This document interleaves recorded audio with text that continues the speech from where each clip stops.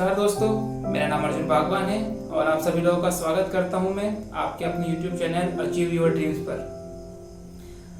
दरअसल आज मैं आप लोगों को एसएससी सीजीएल 2023 में जीएस में क्या स्ट्रेटजी आपको रखना चाहिए वो बताने आया हूं। दरअसल जीएस के साथ वही हाल हुआ है, जैसे कहते हैं ना कि जो कल तक खिलौना हुआ करता था आज वो चीज़ सोना हो गई, सोना यानी गोल्ड।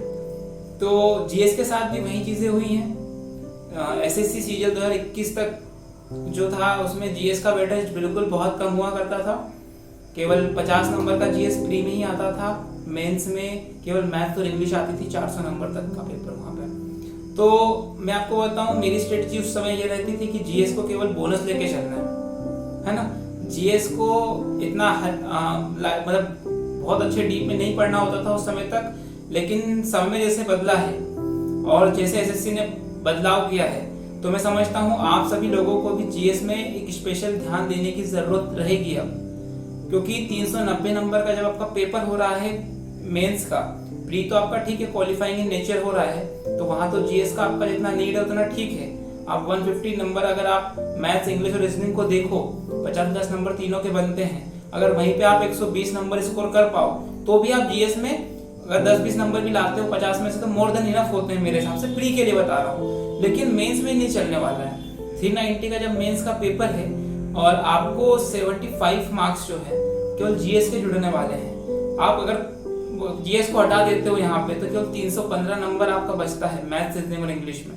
तो इसके बिहाफ पे आप सिलेक्शन नहीं ले पाओगे, ऑब्वियस सी बात है। मतलब आपको जीएस पे स्पेशल ध्यान देने की जरूरत है। तो क्या जीएस में स्ट्रेटजी अपना सकते हैं? क्या टॉपर्स ने अपनाई है? मैं खुद ने एनालिसिस किया है अच्छे से। मैं आपको कुछ 3 बातें जीएस की जो है मेन वो बताता हूँ। सबसे पहले कि आपको सबसे पहले एक बुक बता देता हूँ, कौन सी बुक से आप पढ़ सकते हो। जीएस के लिए आप किसी से भी पूछो, एसएससी के लिए बेस्ट बुक होती है लूसेंट, ठीक है। लूसेंट नाम से बुक आती है, मार्केट में जाओगे 100-120 रुपए की बुक आती है। आप उसका रिव्यू देखने की भी जरूरत नहीं है, उसको आप ले आओ। उसमें जो फैक्ट दिए हुए हैं उनको आपको पढ़ना है, ऑब्वियस सी बात है रटना है। उसका जीएस इतना आपको लगेगा केवल फैक्ट दे रखे हैं, कोई एक्सप्लेनेशन नहीं है ज्यादा चीजों का, लेकिन उसको अगर आपने रट लिया तो जो आपका एक बेसिक होता है ना किसी भी चीज का, एसएससी का जो बेसिक है वो आप कर लोगे, मैं मानता हूँ उस बुक से, है ना।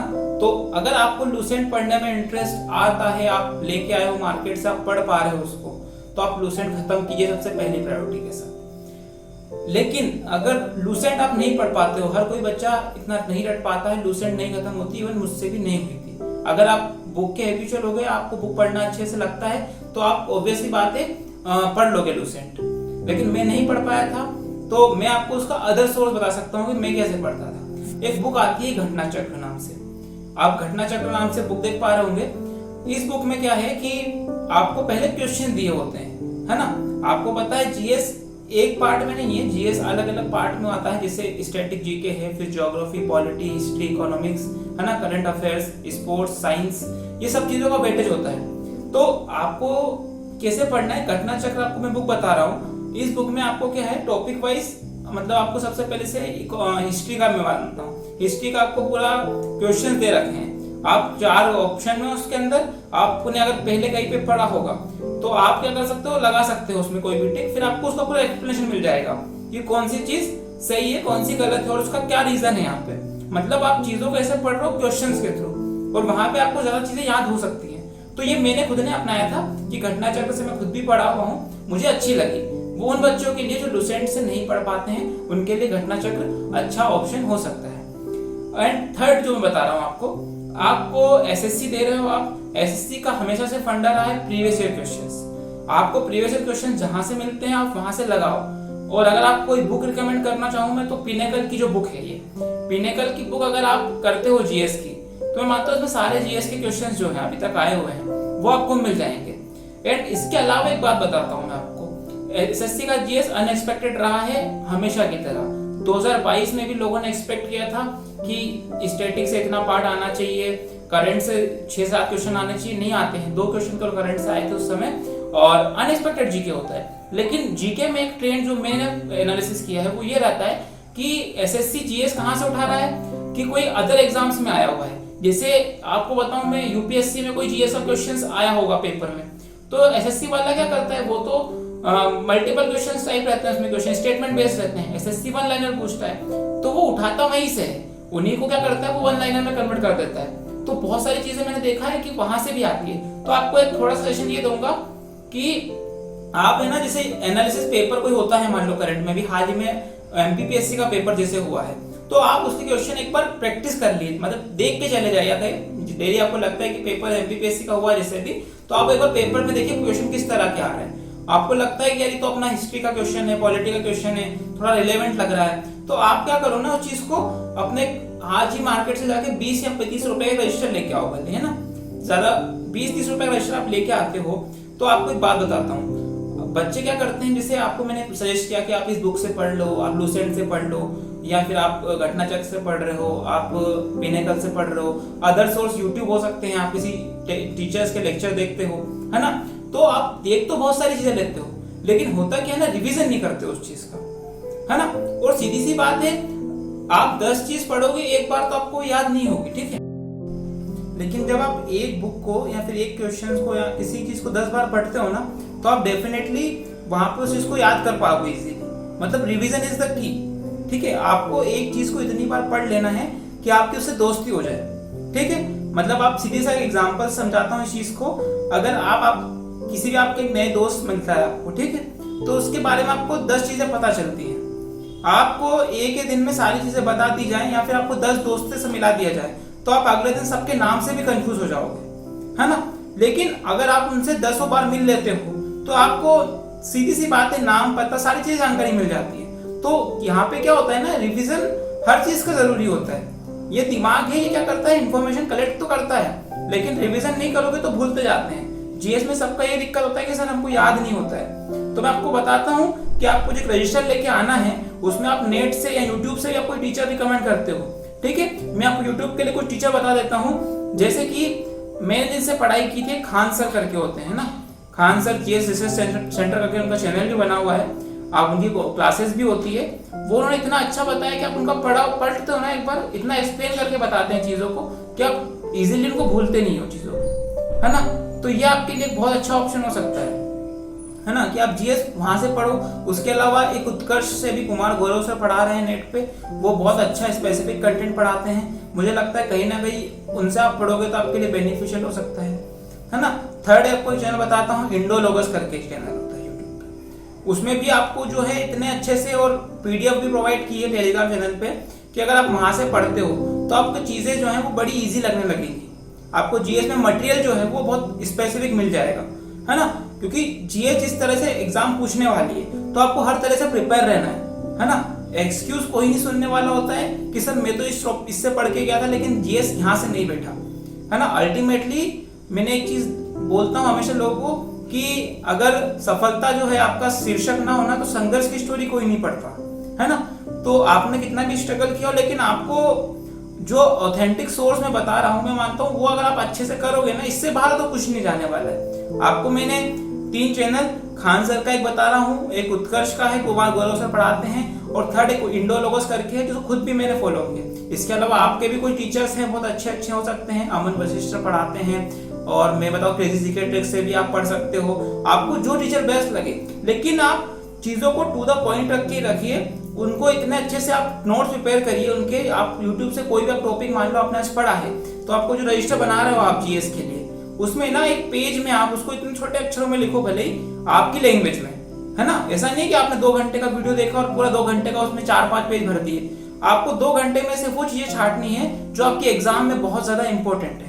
समझ पा रहे हैं ना। और वो आप कैसे छांट पाएंगे कि जब आप मान लो एग्जाम देते हो या मॉक टेस्ट देते हो, आप प्रीवियस ईयर के पेपर देखते हो, तो आपको पता लगता है इस तरह के एग्जाम में क्वेश्चन आ रहे हैं, मतलब सर ने 2 घंटे का लेक्चर लिया तो उसमें ये बातें इंपॉर्टेंट हो सकती है। तो आपको जब नेक्स्ट टाइम रिवीजन करोगे ना, तो वो 2 घंटे का लेक्चर देखने की जरूरत नहीं है, उनकी पीडीएफ खोलने की जरूरत भी नहीं है। आपके पास एक रजिस्टर होगा अपना, जिसके आप रिवीजन करोगे तो मजा भी आएगा। 1-2 बार में चाहे आपको लगेगा कि याद नहीं हो रही है, लेकिन 8-10 बार जब आप उसको पढ़ लोगे ना, तो अब मैं मानता हूँ डेफिनेटली आप कर लोगे उस चीज को, है ना। तो जीएस में आपको मैंने बता दिया कि सोर्स ये हो सकते हैं आपके। इसके अलावा मैं आपको कुछ बात बताऊं, क्यूज आपको देते रहना है। सबसे मेन होता है आप इसे पढ़ते हो कोई भी चीज, लेकिन वो रिकॉल नहीं होती ना। जब आप 4 ऑप्शन देखते हो तो आप कंफ्यूज हो जाते हो। तो वहां पे आप क्या कर सकते हो ना कि आप प्रॉपरली क्यूज लगाओ। आपको टेलीग्राम पे बहुत सारे चैनल मिल जाएंगे जो डेली क्यूज प्रोवाइड करवाते हैं, करंट अफेयर्स के भी क्यूज प्रोवाइड करवाते हैं, है ना। तो वो आपको वहां पे हेल्प करेगा, डेफिनेटली क्यूज आपको हेल्प करेंगे, ठीक है। इसके बाद करंट अफेयर्स की अगर बात आती है तो करंट अफेयर्स देखो आपको है ना, कोई बोलता है आप 6 महीने के करो, कोई साल भर के करने का बोलता है। मैं आपको एक बात बताता हूँ, आपका सीजीएल 2023 का एग्जाम जो है वो अभी जुलाई में होने वाला है। तो मैं मानता हूँ आप जनवरी से लेकर जुलाई तक का है वो इतने अच्छे से रट लो, मतलब रटना इन द सेंस सारी चीजें पढ़ो।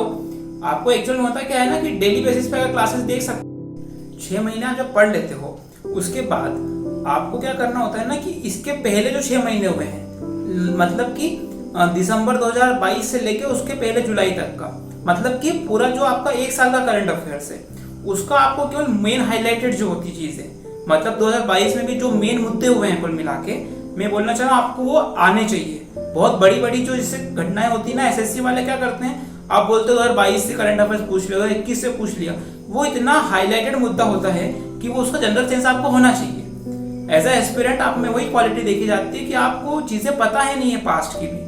करंट अफेयर्स पूछने का मतलब यही होता है। तो आपको एटलीस्ट 2022 में जो भी मेन मुद्दे हुए हैं, आप यूट्यूब पे सर्च करोगे 2022 मेन हाईलाइटेड न्यूज या फिर मेन इंपोर्टेंट करंट अफेयर्स, तो आपको 2 या 3 घंटे का लेक्चर मिल जाएगा।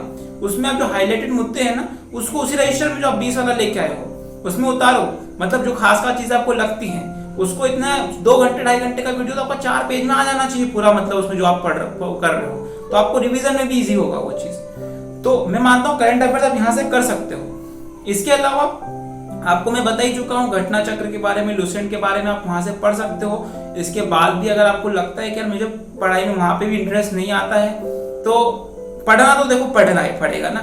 इसके अलावा भी सोर्स मैं आपको बता सकता हूँ कि जो मैं करता था कि कोई भी आपको ज्योग्राफी जैसे पढ़ना हुई, हालांकि ज्योग्राफी का वेटेज थोड़ा कम है इस बार, है ना, मतलब कम आता है एग्जाम में थोड़ा सा, लेकिन मान के चलिए आपको नदियों वाला टॉपिक पढ़ना है तो नदियों क्या है, ज्योग्राफी एक्चुअल में ज्योग्राफी में आपको पढ़ोगे तो आपको समझ में कम आएगी चीजें। तो YouTube पे कुछ चैनल है जैसे क्रेजी जीके ट्रिक का मैं हमेशा बोलता हूँ, एक केवी गुरुजी करके टीचर हैं, ज्योग्राफी मैंने उनसे पढ़ी थी, तो इतना उन्होंने जो अपना बोलते हैं ना एनिमेशन ग्राफिक्स के थ्रू उन्होंने बताया है कि कौन सी नदी, जैसे गंगा नदी है तो वो ये गंगोत्री से निकली है तो वो कहाँ मिलती है, देवप्रयाग में मिलती है, फिर वो रुद्रप्रयाग में जाके और नदियों से मिलती है। तो वो पूरा एक इमेजिनेशन, मतलब जो 3D जिस टाइप से बताते हैं ना अपने को, वैसा उन्होंने पूरा ग्राफिक्स के थ्रू बताया है। तो आप ऐसे भी चीजें पढ़ सकते हो।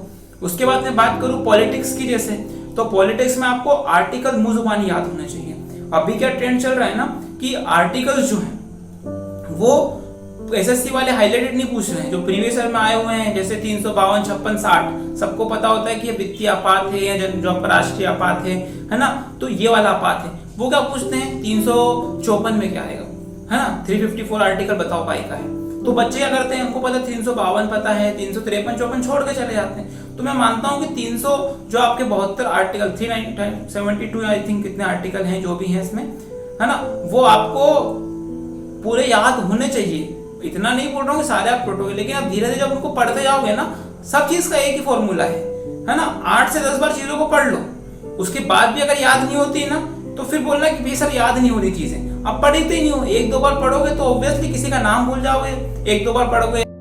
इसके बाद हिस्ट्री की अगर हम बात करें तो हिस्ट्री को आपको है ना 1 गो में पढ़ना होता है। 1 गो से मेरा मतलब ये है कि आप चीजें जो हैं वो एक साथ हिस्ट्री के रिलेट कर पाओगे। आपने जैसे सीक्वेंस से पढ़ा, सबसे पहले आपने एंशिएंट हिस्ट्री पढ़ा, है ना, उसके बाद में आपने मिडिवल हिस्ट्री से पढ़ा, है ना, फिर मॉडर्न हिस्ट्री आपने पढ़ा। तो आपको क्या है ना सीक्वेंस को फॉलो करना है उस चीज में। आपने जैसे पढ़ते गए शुरुआत से, आपने उसको भी उसी कॉपी में आपका नोट करते गए, धीरे धीरे खास खास चीजें उसकी, है ना, आपके नोट्स भी ऊपर होते चले गए और आप चीजों को रिलेट कर पाओगे कि अच्छा मान लो 1906 में आपका ये चीजें हुई हैं, मान लो बंगाल विभाजन हुआ है, तो उसके बाद फिर क्या वो चीजें हुई हैं, कांग्रेस के अधिवेशन ऐसे हुए हैं, 1939 में सुभाष चंद्र बोस का रोल रहा है ना, उसके बाद 42 में जो भी भारत छोड़ो आंदोलन चला है। तो ये चीजें आप रिलेट करके जब चलते हो ना तो आपको पूरा माइंड में क्लियर इमेज बनती जाती है ना। और जीएस की और भी कुछ अगर ट्रिक्स रहती हैं तो मैं आपको कमेंट में मेंशन कर दूंगा या डिस्क्रिप्शन में डाल दूंगा। तब तक के लिए लगे रहिए अपनी तैयारी में, क्योंकि लक्ष्य है आपने ठाना है तो एक न एक दिन तो मिल जाना है। तो तब तक के लिए नमस्कार। सब्सक्राइब करिए इसी और वीडियो के लिए, अच्छी वीडियो टीम्स को। तब तक के लिए नमस्कार, जय हिंद।